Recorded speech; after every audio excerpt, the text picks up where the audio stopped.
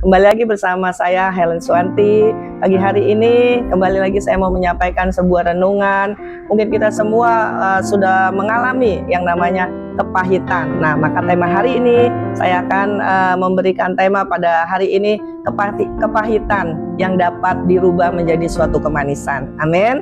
Nah, saudara, sebelum kita mulai, mari kita berdoa lebih dulu. Bapak, terima kasih, kami mengucap syukur bila setiap kami yang mendengar akan renungan singkat ini mengambil ataupun mendapat sesuatu rema, sehingga apa yang kami sampaikan, apa yang hamba sampaikan dapat bermanfaat baik yang mendengar maupun menyampaikan, sehingga kami kembali diingatkan bahwa Tuhan selalu bekerja dalam segala hal mendatangkan kebaikan. Haleluya, amin. Nah, saudara, setiap kita tidak dapat menghindar yang namanya sebuah kepahitan. Setiap kita pasti pernah mengalami yang namanya kepahitan, baik itu waktu kita masa kecil, masa remaja, pemuda, dewasa muda, bahkan ketika kita menikah, ketika kita masuk dalam usia senja. Saudara, kepahitan itu selalu ada di sekeliling kita. Nah, bagaimana kita dapat merubah setiap kepahitan kita itu menjadi suatu kemanisan?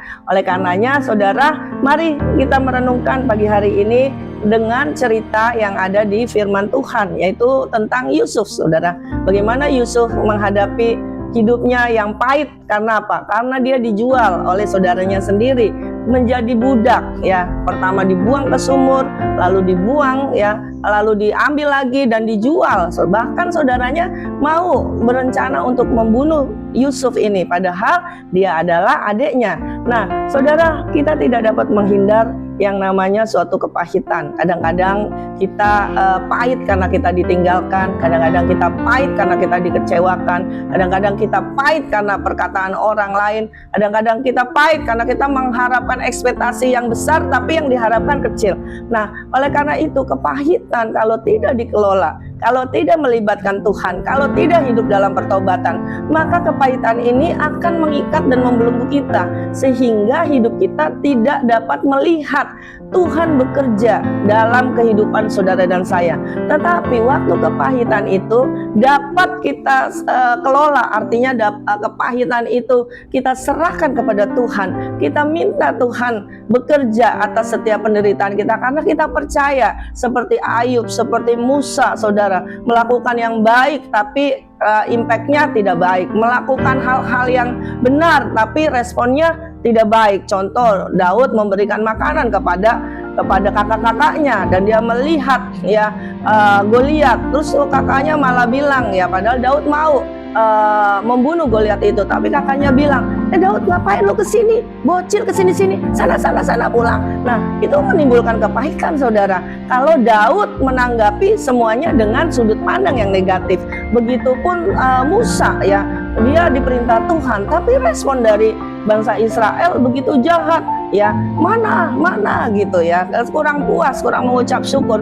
Kalau Musa mengalami kepahitan yang tidak dapat dikelola, Musa tidak, ya, lagi melakukan perintah Tuhan. Kenapa? Karena pahit sama orang-orang yang dilayani. Nah, kadang-kadang kepahitan itu, saudara, dapat kita rasakan kalau kita pelayanan, gembala pahit dengan jemaat, jemaat pahit dengan gembala, anak-anak pahit dengan orang tua juga pahit dengan anak-anak. Nah, bagaimana kita menanggapi suatu kepahitan? Yuk kita mau baca di dalam Kejadian 50 ayat 20, ya. Firman Tuhan katakan, memang kamu telah mereka-rekakan yang jahat terhadap aku, tetapi Allah telah mereka-rekakannya untuk kebaikan, dengan maksud melakukan seperti yang terjadi sekarang, yakni memelihara hidup suatu bangsa yang besar. Nah, ya, saudara, kita bisa lihat, ya, Yusuf, ketika Yusuf ketemu lagi, ya, dengan saudara-saudaranya, Yusuf sudah menjadi orang kepercayaan Firaun, saudara. Dan pada saat itu sebetulnya kalau Yusuf pahit, dia bisa membalas setiap perlakuan saudaranya yang buruk kepadanya di masa yang lalu. Tetapi apa yang dilakukan Yusuf?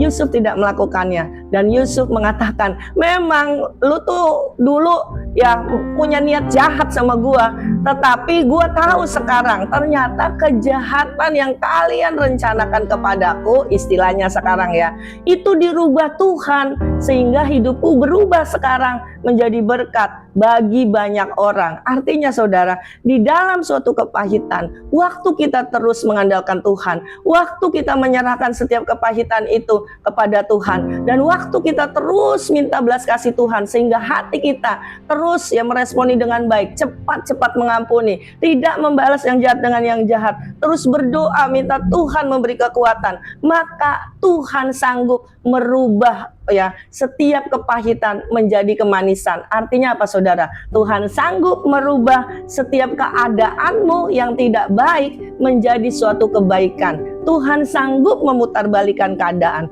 Oleh karena itu, orang yang sombong akan berhadapan dengan Tuhan, tetapi orang yang rendah hati, dia akan diangkat oleh Tuhan. Nah, oleh karena itu Bapak Ibu Saudara, mari ya ketika kita pahit, mari kita serahkan kepada Tuhan sehingga hidup kita ya tidak menjadi kutuk ya, tetapi ya waktu kita menyerahkan kepada Tuhan, luka menjadi kekuatan, air mata menjadi sukacita, reruntuhan menjadi pondasi yang baru, seperti apa yang sudah dialami oleh Yusuf.